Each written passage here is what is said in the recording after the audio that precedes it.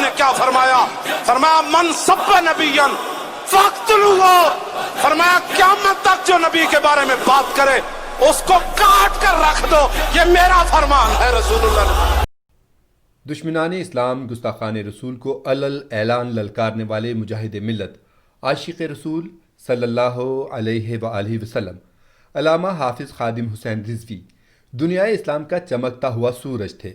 پنجابی، اردو، عربی اور فارسی زبانوں پر عبور رکھنے والے خادم حسین رضوی 3 ربیع الاول 1386 ہجری بمطابق 22 جون 1966 کو پنجاب کے ضلع اٹک کے گاؤں نکاتوت میں حاجی لال خان کے ہاں پیدا ہوئے۔ خادم حسین رضوی نے ابتدائی تعلیم 4 کلاس تک اپنے گاؤں نکا کلاں کے اسکول سے حاصل کی۔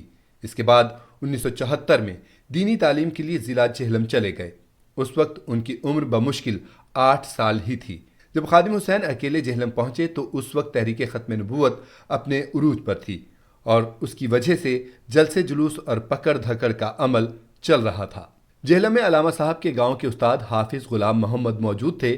وہ انہیں جامعہ غوثیہ اشاعت العلوم عیدگاہ لے گئے۔ یہ مدرسہ قاضی غلام محمود کا تھا جو پیر مہر علی شاہ کے مرید خاص تھے۔ وہ خود خطیب و امام تھے، اس لیے مدرسے کے منتظم ان کے بیٹے قاضی حبیب الرحمن تھے۔ مدرسے میں حافظ قرآن کے لیے استاد قاری غلام یاسین تھے جن کا تعلق ضلع گجرات سے تھا اور وہ آنکھوں کی بینائی سے محروم تھے۔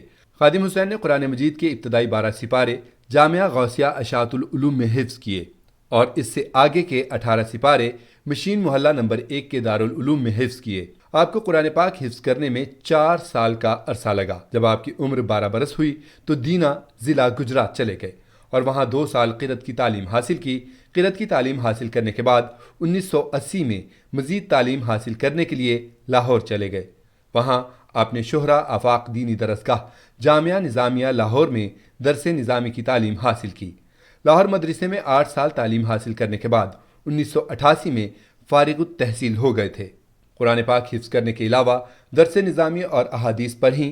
حافظ خادم حسین نے پہلی ملازمت 1993 میں محکمہ اوقاف پنجاب میں کی۔ اس سلسلے میں آپ داتا دربار لاہور کے نزدیک واقع پیر مکی مسجد میں خطیب تھے۔ جب محکمہ اوقاف کی ملازمت ترک کی تو اس وقت آپ کی تنخواہ 20,000 روپے ماہانہ تھی۔ پھر یتیم خانہ لاہور روڈ کے قریب واقع مسجد رحمت للعالمین میں خطیب رہے جہاں سے 15,000 ماہانہ مشاہرہ ملتا تھا۔ روحانی طور پر خادم حسین سلسلہ نقشبندیہ میں خواجہ محمد عبدالواحد المعروف حاجی پیر صاحب کالا دیو جہلم سے مرید تھے۔ خادم حسین رضوی 2 اشروں سے جامعہ نظامیہ رضویہ میں تدریس کر رہے تھے۔ اس کے علاوہ فدایان ختم نبوت پاکستان اور مجلس علماء نظامیہ کے مرکزی امیر رہے۔ دارالعلوم انجمن نعمانیہ سمیت کئی مدارس، تنظیمات اور اداروں کے سرپرست اور نگران رہے۔ خادم حسین رضوی کی شادی اپنے چچا کی بیٹی سے ہوئی۔ آپ کے والد لال خان نے یہ رشتہ پسند کیا تھا۔ 1993 میں محکمہ اوقاف میں خطیب کی ملازمت کے بعد یہ شادی ہوئی۔ حافظ خادم حسین رضوی کے اولاد میں 2 بیٹے حافظ محمد سعد اور حافظ محمد انس اور 4 بیٹیاں شامل ہیں۔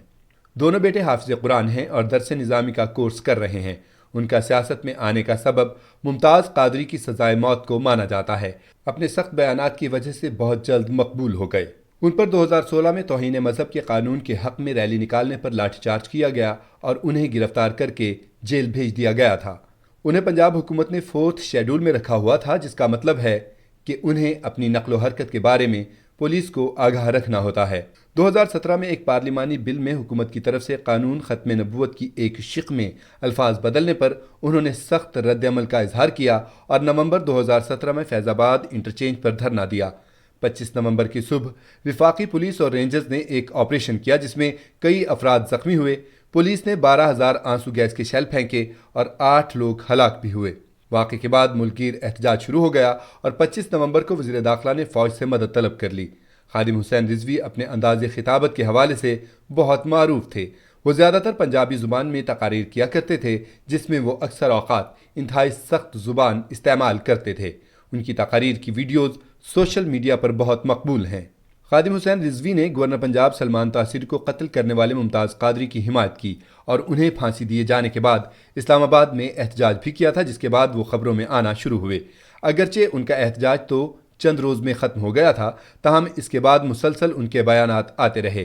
نومبر 2017 میں ہی لاہور کے حلقہ 120 میں ضمنی الیکشن کے موقع پر تحریک لبیک سیاسی جماعت کے طور پر ابھر کر سامنے آئی اور 7,000 کے قریب ووٹ بھی حاصل کیے۔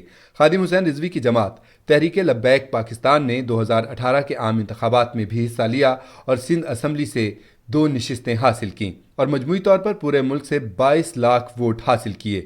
19 نومبر 2020 کو ان کے انتقال کے بعد رات گئے یہ بات بھی زبان زد عام ہوئی کہ علامہ صاحب کی سانسیں بحال ہو گئی ہیں، تاہم ایسا کچھ نہ ہوا اور مجاہد ملت عاشق رسول صلی اللہ علیہ وآلہ وسلم رہبر و رہنما علامہ خادم حسین رضوی داغ مفارقت دیتے ہوئے دنیا فانی سے کوچ کر کے خالق حقیقی سے جا ملے۔ ان للہ و انا الیہ راجعون۔ کہ جب روح میرے پیراہن خاکی سے نکلی تو روزے سے آواز آئی او میرا فقیر آیا۔ بس